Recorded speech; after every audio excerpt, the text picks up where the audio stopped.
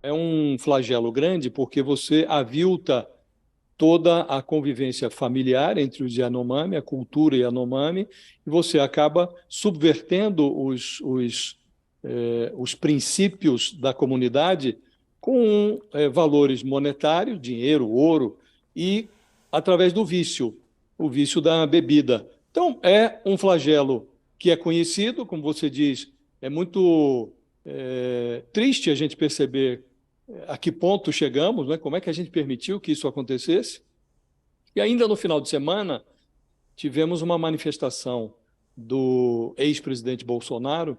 Ele pega investigações antigas de uma velha CPI, da época do governo Lula ainda, para dizer que o problema não vem de hoje. E aí diz que ele, Bolsonaro, foi o presidente que mais zelou pelos Yanomami.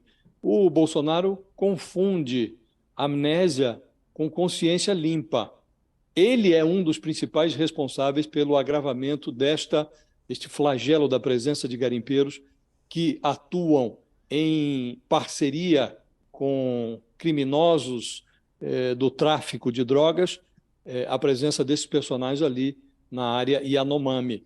O Bolsonaro, desde sempre, nutre uma simpatia inquestionável pelos garimpeiros. Durante o governo dele, isso ficou muito nítido. E, para complicar, houve ali uma parceria entre o garimpo e a religião. Como tudo no governo Bolsonaro, a ilegalidade tem uma couraça religiosa. O governo destinou 840 milhões de reais para uma entidade evangélica para que ela cuidasse dos índios.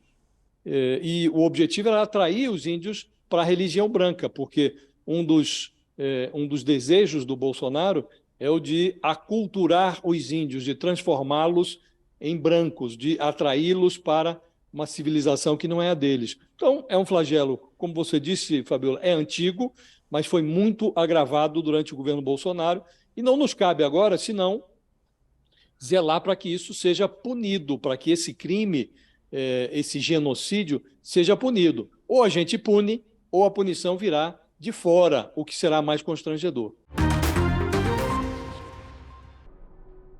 O governador se referia, só para a gente colocar num contexto, nos Estados Unidos, é referido como genocídio indígena. Esse é o debate nos Estados Unidos sobre a proposta que ele fez, né, ou que ele usa como exemplo.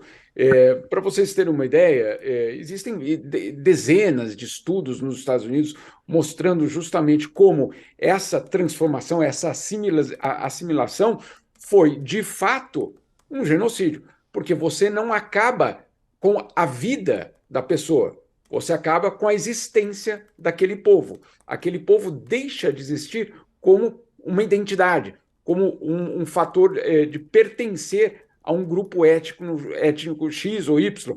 Enfim, ele se transforma, na verdade, ele passa a ser, entre aspas, americano e deixa de existir como um povo com suas características marcadas. Ou seja, você tem aí um debate sobre o genocídio que não é aniquilar fisicamente a pessoa, mas é aniquilar a existência daquele grupo. Então, se o governador quer usar esse exemplo, então ele vai ter de colocar também um outro debate sobre esse mesmo aspecto que ele citou, que é o debate nos Estados Unidos por acadêmicos americanos, por indígenas americanos, de que isso deveria ser considerado como um genocídio.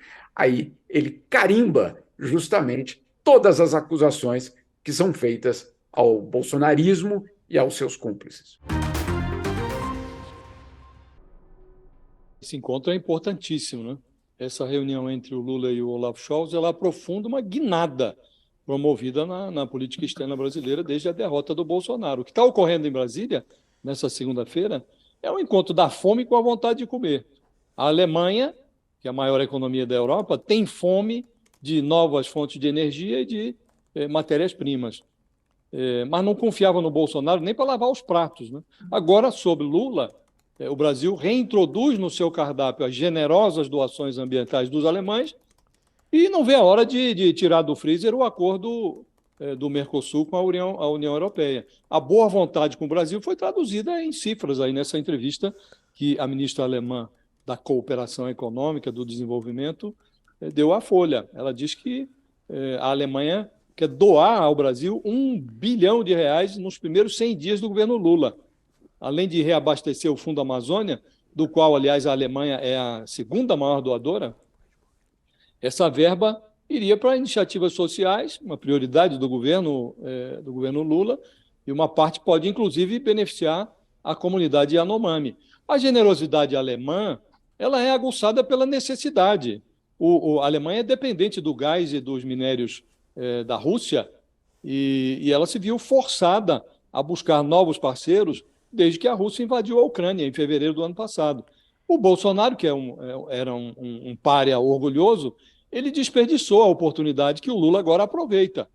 Além de doações, a reativação das relações com a Alemanha pode render ao Brasil acordos comerciais que incluem transferência de tecnologias, algo que não ocorre comumente com a China, que é o nosso maior parceiro comercial, e pode trazer, de fato, o degelo do acordo comercial entre o Mercosul e a União Europeia, já que a Alemanha está muito interessada nisso também. Essa movimentação acontece uma semana depois da visita do Lula à Argentina, outro parceiro que foi desprezado pelo Bolsonaro, e o Lula, numa diferença em relação ao Bolsonaro, ele visitou também o Uruguai, que é presidido pelo Lacalle Pou, que é conservador, de direita, centro-direita. Ele mostra uma diferença em relação ao Bolsonaro, que privilegiava os parceiros que comungavam da sua ideologia conservadora.